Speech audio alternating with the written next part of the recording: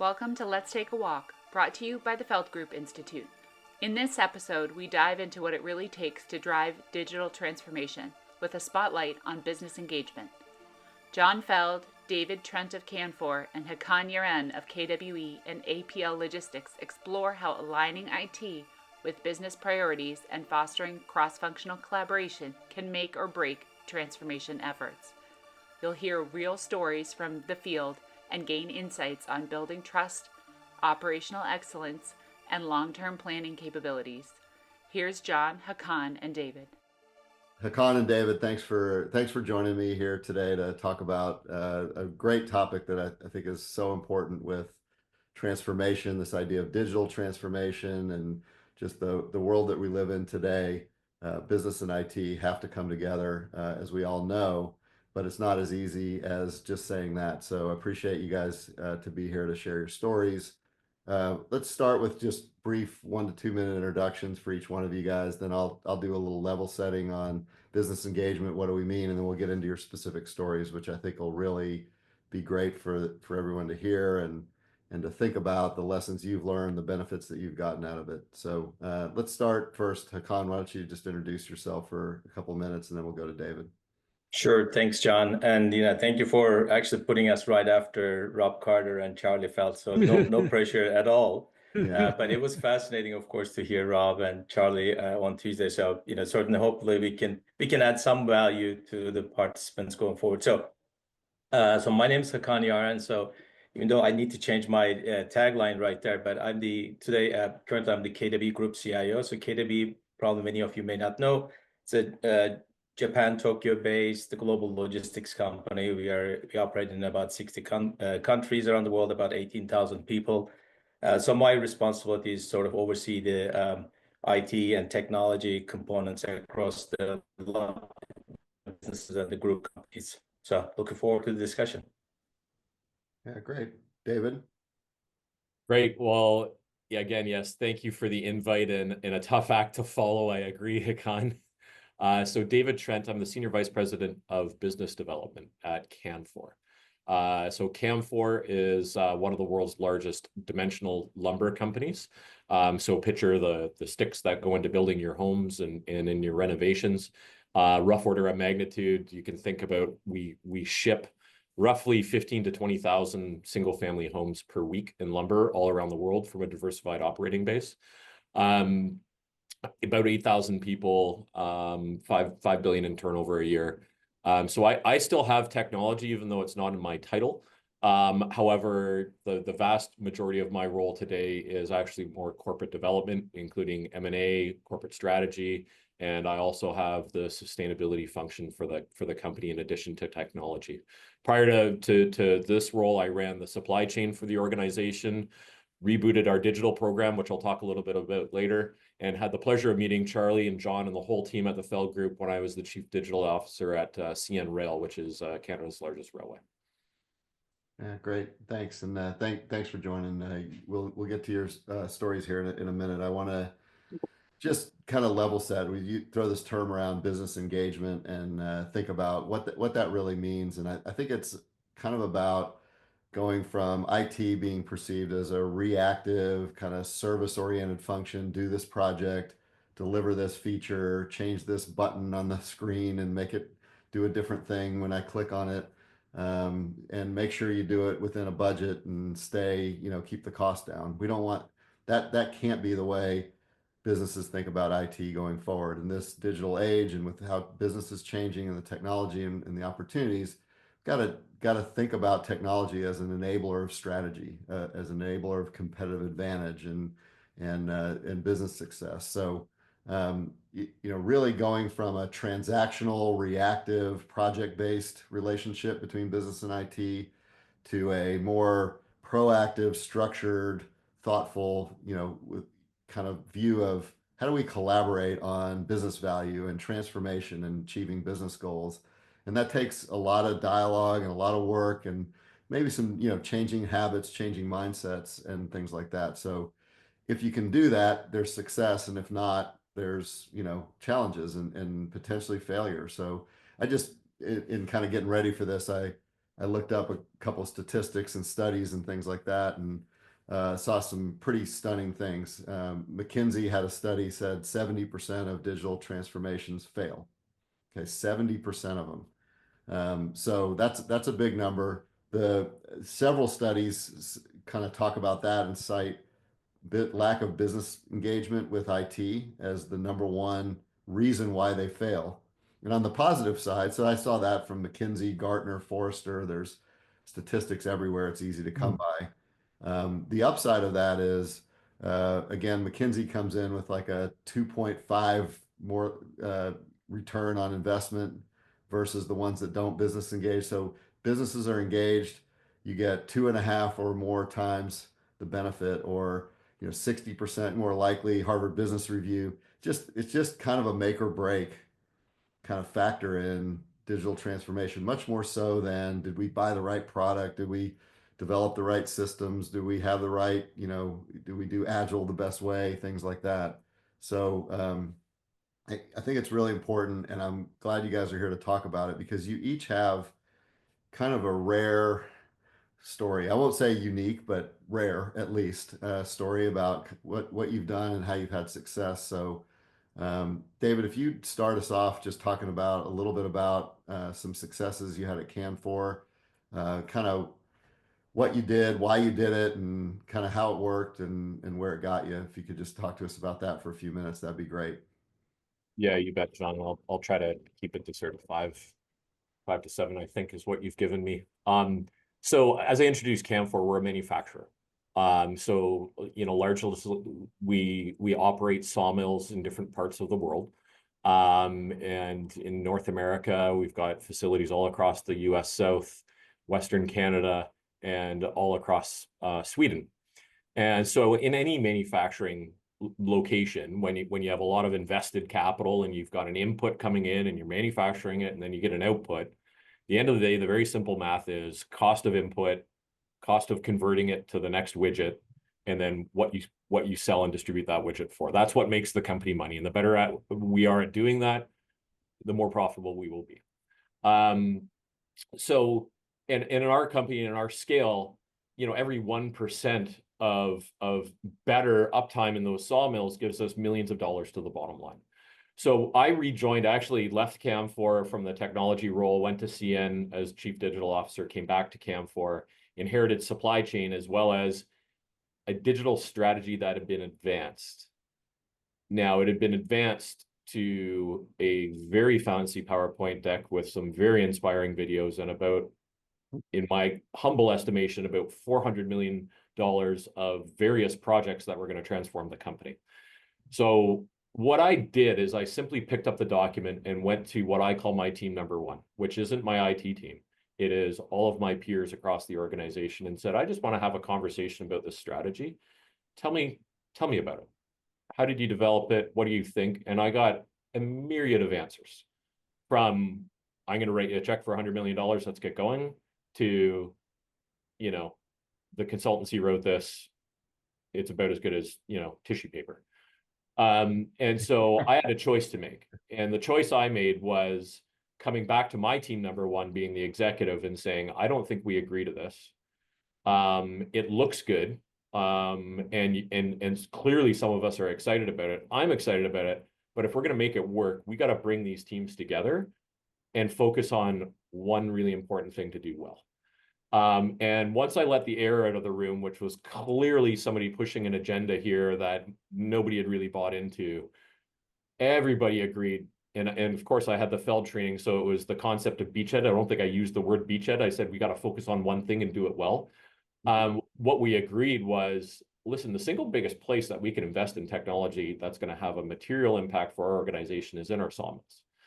And what we did is we brought together people that know the whole supply chain of the company and that are in the business. So the head of our capital programs, a gentleman that's grown up in a sawmill.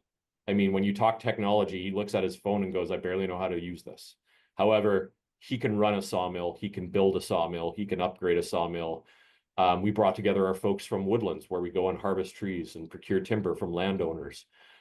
People that are non-technical, but they're in the heart of our business. People that figure out what sort of profile do we need in the sawmill to supply, Lowe's down in Charlotte with, a few billion feet per year of lumber. So people that really know our business and run it, we brought them together about 50-50 with our technology group. And we taught the business and our technology people the framework at the same time. We talked a lot about our business in terms of our strategy, what was important, and we really got to the core.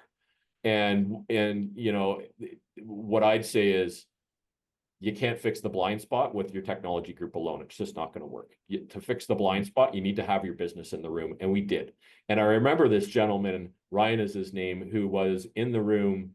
He came up to me at a break after the introduction of the framework and talking about our business and said, David, I don't know technology at all, but now I understand what our problem was.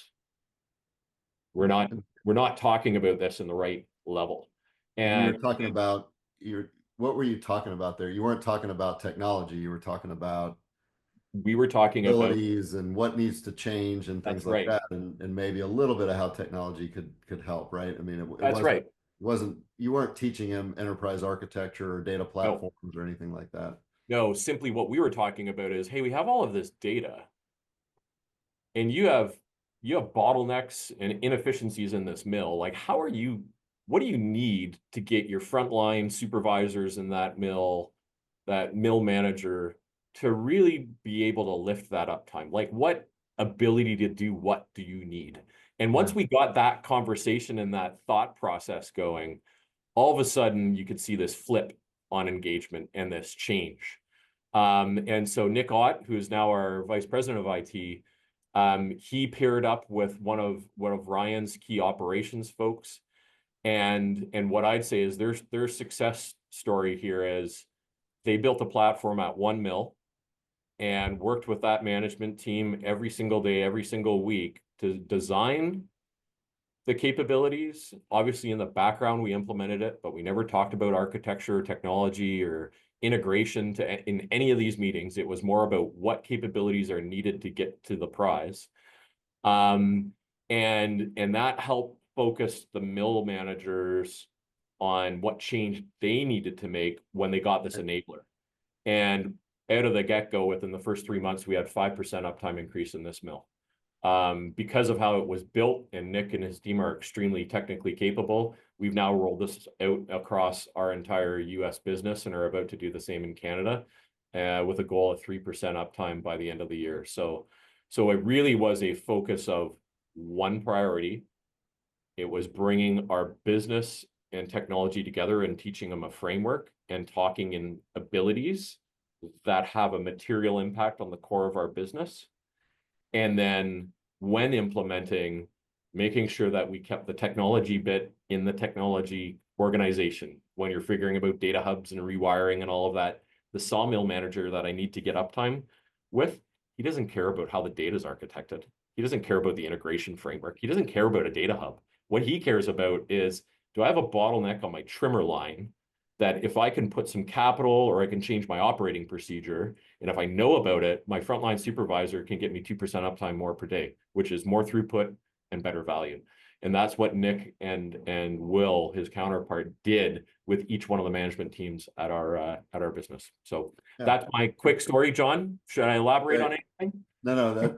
Yes, in a minute. But I want to pick up on something you said, because I think it's a nice commonality between your story and Hakan's, is that ability to that language about ability to not even, sometimes we talk in architectural terms like capability models and things like that, but you're just having what do you need the ability to do? And Hakan, I know that was a centerpiece of something that you all did that had some of the ideas of what David had of engaging business stakeholders, but you went a little bit further with that in a way that I think would maybe surprise people a little bit, and it's kind of exciting to think about. Will you talk about kind of what you guys did with this conversation about abilities and how you changed the conversation there?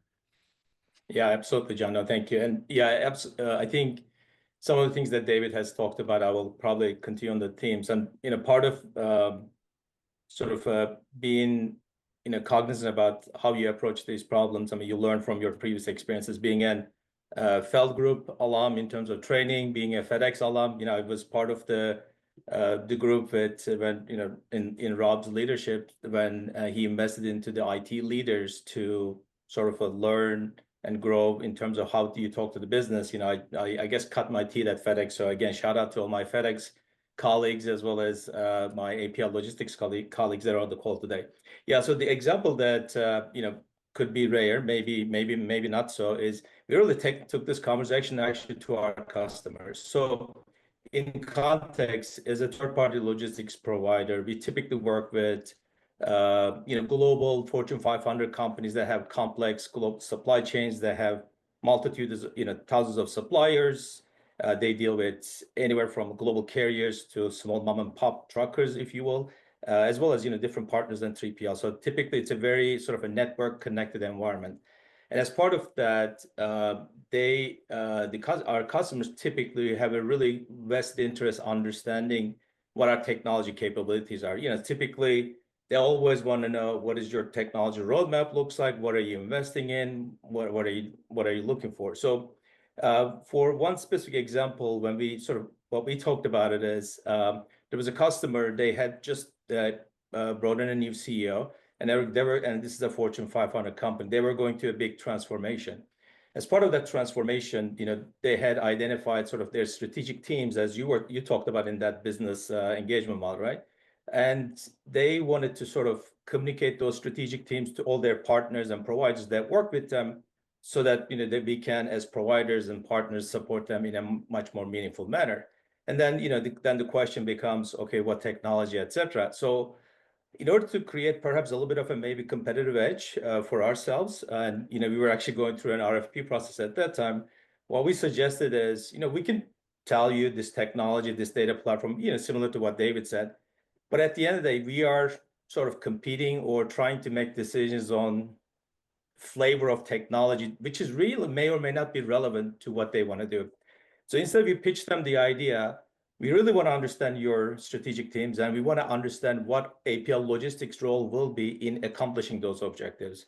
And what we told them is, why don't we go through some set of sessions virtually, and then ending with a in person over a course of I think 3-4 months, to really dissect those strategic teams to align where APL logistics will provide capability to support it.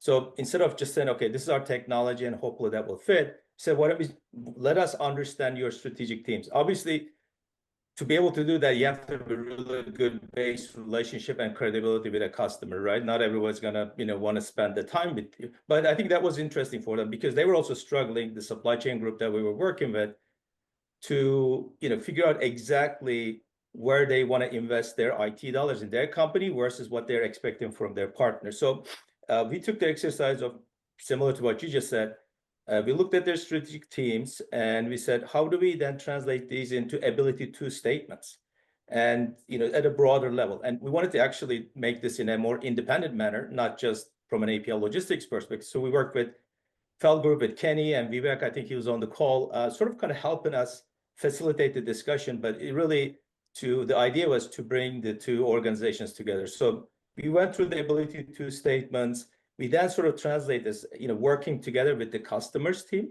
and our team to translate those into specific capabilities. Because by the time you get to the capabilities, I think, as you just said, the business teams don't, when you just talk about capabilities, that may seem like some conceptual or esoteric exercise. But when you tell the story from an ability to the translating into the business capabilities, then mapping to the technology components became really the afterthought and really made it easy. Because at the end of the day, what we then took is, we took the business, those ability into the business capabilities. On those capabilities, the ones that APL logistics can play a role and will play a role, we then map those to their technology maturity, their business capability maturity, and their technology capability. So this is something that they shared, obviously, within confidence with us, and then we shared with them where we feel like where we can complement and amplify their investment in IT, versus where are the areas that we actually will not play a role, because it really doesn't make sense or align. So that way, now we have a a lot more clear path from their strategic teams and objectives to what things that APL logistics need to accomplish to support them.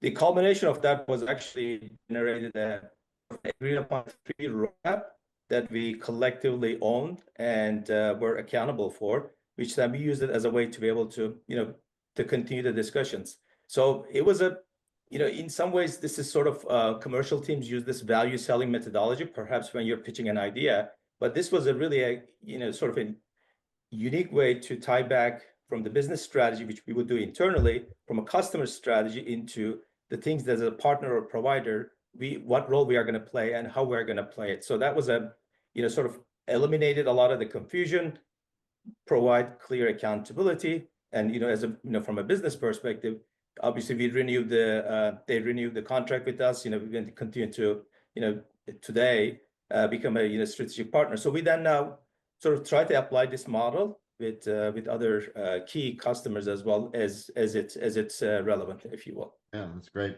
Just a couple of key themes that kind of consistent between, first of all, in both your cases, you got a diverse group of people in the room to spend a lot of time together. Okay, and we're going to talk in a minute about the challenge involved in that, but that's a common thing there. The ability to language, I think, is pretty clear in the stories you guys told, is kind of changing that, first of all, establishing a different language and using a language that both business and IT people can relate to. The business people can obviously relate to, I need the ability to do something in order to create a result. They know how to run their business.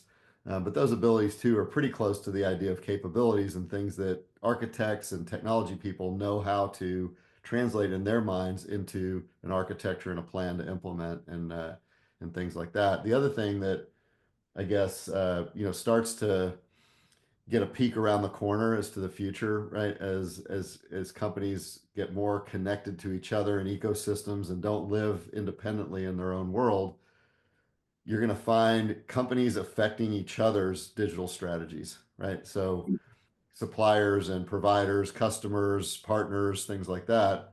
And, someday we're going to be back in a conversation like this saying, you really can't be successful at digital transformation, not only if you can't get IT and business in your company to work together, but if you can't get IT and business and product in your company working together with your suppliers and your customers and your ecosystem, you can't get this done. And so the blind spots are almost going to, multiply or explode on us here as ecosystems start to become more and more prevalent in how people have to succeed with their businesses. So I want to, these are great stories, and great job to you guys, and thank you for sharing those stories. But it's not easy. It's not magic. So can you go to the kind of the darker side of this thing and say, what were some of the challenges? I start with even the most basic thing of, why should I get in the room and spend a bunch of time on my in my calendar that's crazy already, and I've got a bunch of other things, and why should I come have a stupid IT conversation? Can't we just, can't I just tell you what projects I need and what features, and can we just get Salesforce, or, can we just buy this product? How did you what were some of the challenges to get people in the room and keep the attention and kind of work through, and how did you get over that? So maybe just a quick couple minutes on that. I know I just want to recognize that this isn't easy. David, you had a little bit of a unique position. We'll get to that in a minute here, but Hakan, maybe you just continue on to say, like, sure, were there bumps in the road, and what did you do to overcome those things? And give us a couple minutes on that. And David, we'll come to you also, because I think you had a little more power to affect the situation here. So Hakan. yeah, no, absolutely. I think it's it's an old saying, but John, it really comes down to you have to be able to build trust and confidence, whoever you're working with, whether it's internal business partner or external customer, for you to be able to do that, right? So I guess the way that I look at it is, in this case, for us, it was about operational excellence. So if we are not able to doing the basic things right, like the table stakes, if you will, operating without disruption, without when I say operations, I'm talking about physical operation. In this case, we're operating their supply chain in an effective manner. If we were having issues there, there's no way that they are going to be interested in having any discussion related to that, right? So just like whether it's with your internal or external providers, you have to get those basic table stakes right. Whether it's just making sure that your network, your conference rooms, even the basic things are operating at all times. And if it's your customer, making sure that you're 100% on your SLAs, your operational excellence really lead the way. Because once you have that, then they're interested in having this further conversation, whether it's internal and external. So I think, that would be my sort of a takeaway. And again, doing that is hard, right? Because consistently delivering on your SLAs or operational metrics, whether it's IT or whether it's your physical operations, it's not easy to do. And that's something you have to do. Otherwise, you're not going to be able to keep that trust and credibility with your partners. Yeah. David, how did you, I know you had the power to maybe make people get in the room, but how did you kind of pitch them, whether it's Ryan, you focused on Ryan, but I was in the room with you too. And I know there's a lot of other folks who maybe didn't know why they needed to have a quote unquote IT conversation. How did you get them maybe to be a little more fired up versus just David's making me do this? Yeah. It's a great question, because you're right. I mean, it's and you want to influence, right? You don't want to use the stick and the power. I had a gift, which was I was with the company, I knew the company. I came back, we clearly headed down the wrong path, and so I had the ability to sort of just be natural and ask a bunch of questions. So question, but we did hit some roadblocks. I mean, I think the first and most important piece was to make sure that my team, again, and when I refer to my team, that's my peers, not my IT team. My peers were on board with why we need to think differently about this. And then I had to take the time with the level down from my peers to spend time to talk about why we needed to do this. And I faced some serious challenges. Like the first conversation with Ryan's peer in our Canadian business was, I know this IT thing you guys are trying to do. That's how it started. And so I had to spend a bunch of time with him over multiple conversations to walk back from, this isn't an IT thing. First off, this capability is one of the most important in our company. And there's an enabling component here. And you've mentioned it before, and I peeled out little pieces of whether could we do this, could we do that, I want this technology, pulled that all together to really help influence him into saying, right, now I get why you need my people, have these ones, they're my best, and go get this done. So that took a while. Like it didn't happen in like 1 30-minute meeting in our calendar. That took 2 to 3 months to get that next level to the understanding of this is why we need to do this and how we need to show our commitment and to show up. And I'm sure lots of folks on this call have had conversations like that, right? It's an IT thing, or hey, while we're here and talking about this, can you fix my iPhone at the same time? And yeah, that happens, and you have to have an effective organization. You have to fix the iPhone too, right? Because if you can't do that, you can't go over here either. Yeah. Did you, David? Just quick follow up on that is, you started out your story here with us today with, I would say, the money. Show me the money. You were talking about 1% is millions of dollars. Did that factor into some of the conversations here? Were you able to, even before you had the specific conversations, able to talk about the money that might be involved here, the value, absolutely, the ability to make metrics, things like that? And is that part of moving the mindset to, okay, maybe we should have this conversation if there is millions of dollars, or my metrics are at stake, or things like that? You bet. I mean, I actually had some of the folks in our operations do the math on the uptime, not IT people, so that that's great. Yeah. I knew that the operations analysts would be working their way up the chain going, hold on, what they're talking about here is really, really valuable, and we should probably pay attention. So I sort of used channels into our business to actually run some of those estimations and look at the dollars. Yeah. And to us, and each organization has its own culture, its own flaws. One of the flaws, like I've seen many organizations, is there's a lot of talk about strategy, but the ability to choose what not to do isn't really good, really strong. And ours, like any, had just initiative after initiative. So what I knew was beachhead reworded to being one singular focus on one capability in our organization was going to be very powerful, because it eliminated all this other noise that people were worried about, stressed about, having to assign resources to. Took a lot of grit to say we're only going to do one thing. Yes, there's 3 or 4 others behind this that are valuable, but we're only doing one, and we're going to align and pick it. So the finance piece, and then the sort of just knowing the culture, knowing the stresses, and popping the relief valve on those is what really got people into the room. Yeah, that's great. And picking that one focus, and that's what it can look like, above the waterline, if you will. But and Nick, your CIO, you guys knew you were going to build it in a way that could allow you to run the table on the other things that you were going to go do, but you didn't have to have that conversation there. So let's talk a John, little bit about John, could I jump in for a minute? yeah. Yeah, one of the things that to be thinking about is, I think as a community, IT leaders are too shy to step into the conversation, and you need to really understand the conversation is going to happen. What I want to pick up on is David walked into where, after millions of dollars was spent with consultants putting together a pretty picture, right?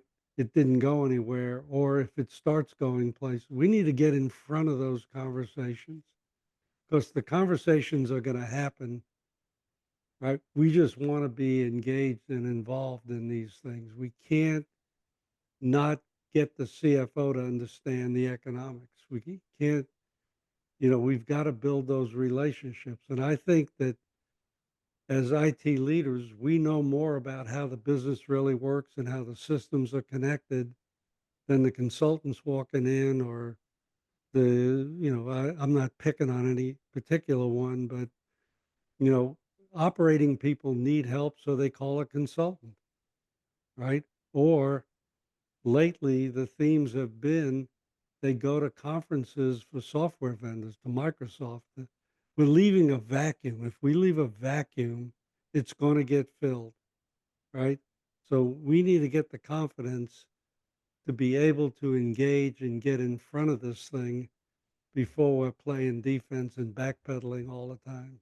So, Yeah, yeah. that's great. And both you guys had, in your stories are, sort of jumping in and taking some leadership. Here's how we need to go. Here's what we need to do.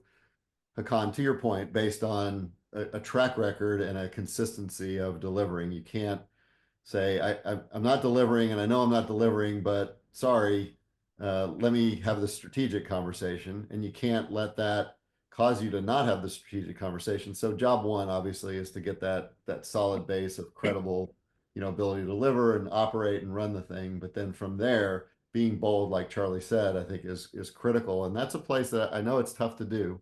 And that's, we're trying to help with that. And that's some things that as you have these leadership opportunities, we hope everyone jumps in and tries that. And I think you'd be surprised. I've been involved in many situations where there's been some shyness on the part of, maybe it's not the CIO, maybe it's a VP or a director, but there's been some shyness from the IT side of the conversation to get involved. But when they overcome the shyness and have the conversation the right way, it's much appreciated. And you get feedback like the sawmill guy saying, hey, I finally understand this. This is great. Why didn't we have this conversation? Or a customer saying, I really appreciate the strategic partnership.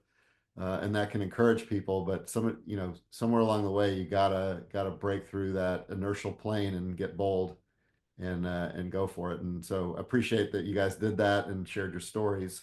Hakan, maybe start us off a little bit. I want to just look to the future and then get to some things to wrap up. And we'll get to some, questions or comments that we might have from others involved in the call.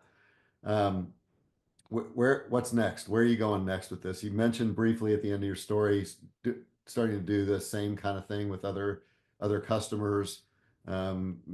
maybe elaborate on that, or where do you go from here? Are there people now that you're, part of a larger organization that you need to kind of teach this way of thinking? Just what's on the horizon for you in terms of kind of taking business engagement to the next level?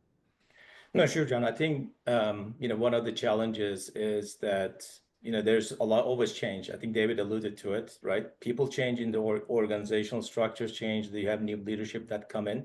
You may think that, okay, I got this set of group of people aligned, so we are on the same page. And you may have a different CEO, you may have a different CFO the next day, right? That happens. On the other hand, of course, market conditions change. There's a lot of competitive pressures.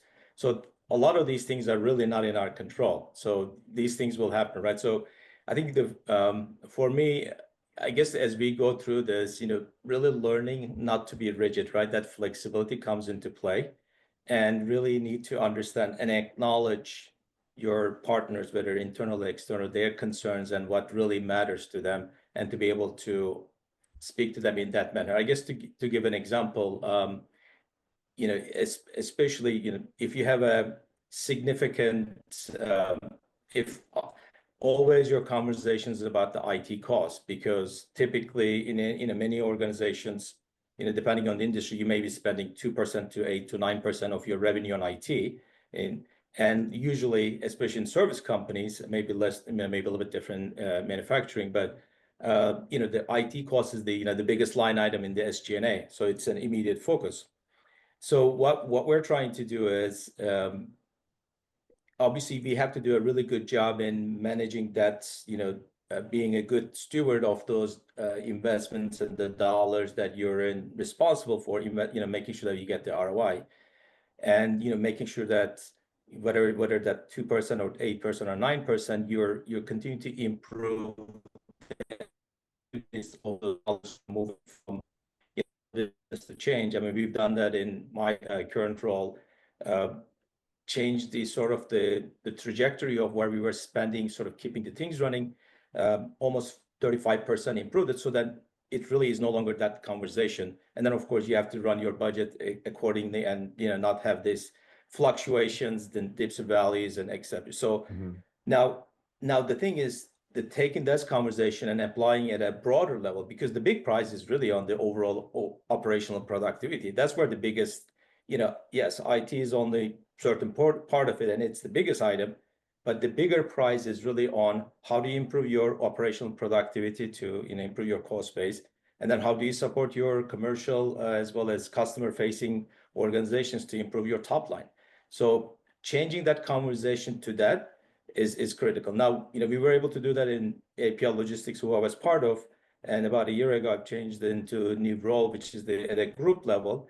Now I have a set of new stakeholders, new players that have to kind of tell the storyline, right? So we're still, I feel like sometimes back to the same story. Okay, IT costs, and then start kind of working towards, okay, let's understand it, let's break it down, let's make that as effective as possible for the organization, and start moving towards the investment that we're making in technology, how it's lifting up the broader organization and the productivity and the top line growth. That's the conversation that I'm right now working on changing. And one thing that I will say, I think Rob and Charlie talked about it on Tuesday. I mean, this is a team sport. You cannot do this yourself. And I'll also give credit to Dottie Berry. I don't think you're on the call, but who many of you know from FedEx. When I left FedEx and took my first CIO job, I felt like, oh, I know everything. I can kind of walk in and do this role very easily. How's that worked out for you? It wasn't that great. It was, I mean, we did some, but it was very difficult to get over that hump in terms of the cost discussion. So one of the things that Dottie suggests is, hey, why don't you, get your team, get your business partners, working with Charlie, like they just learn the framework really, because it's a very, easy framework to learn, and it could be applicable to any industry, any domain. And, I learned my lesson after that, my second role, I certainly sort of apply that. And I have some colleagues that have gone through this training, and we're going to continue to do that because, and whether, you use Feld Group or others, I think that investment into learning and investment into sort of working as a team is as critical part of being successful in this role, because definitely we're not going to be able to do it by ourselves. Yeah. So just, I mean, one big lesson from that is it's not you had a story about a great set of events you did over 3 or 4 months, but it's not an event. It's not a one-time thing. I mean, it's really a muscle you're trying to build. It's a consistent capability that you're trying to build into not just the IT organization, but the company in general. So, David, just maybe a minute or two on what's next and for you guys. And then I know I think there's a couple questions that have come up that we'll, kind of address as a group, maybe some comments and provide some thoughts there. So just what's next? Sure. I mean, I talked about our success and our platform and our push into digital manufacturing. Nick has subsequently gone from sort of our technology lead for manufacturing to our CIO. And so what's next here is, what makes Nick unique and why he attained that position is he's terrific at technology and a great leader, but he knows our business in terms of how we get fiber into our mills, how we run our mills, how we fulfill our orders and get product to market, how we sell and what it's like to be on the sales team. He likely knows our business better than 95% of the leaders in the company. And when I say no, I don't mean he knows the system that runs it and some of their business processes. He actually knows the finances, the numbers, the most important gives and takes in each part of that process. He has terrific relationships across all of that, the whole value chain. So, his goal is obviously bring the focus. So 3 priorities at a time. And where we're going, we have some legacy technology. Everybody's got a bit of hairball. We have some hairball on our supply chain, and so it's not going to be kind of transforming to get a huge gain. It's more going to be transforming to simplify, modernize a platform. And then where our value is off in analytics across the rest of our business. So those are the 2 places that we're really investing in. And what Nick is going to be doing is bringing his technology leaders up to his level in terms of their knowledge of the business. So he's spending a lot of time with them on focusing on priorities and then helping them build the relationships that they need if they don't have them, and getting the education on our business that they don't have or may need to really be that effective 50-50 business partner. So that's where we're going, very simply. Yeah, that's great. That's great. Well, thank you guys for sharing your stories and your thoughts and advice.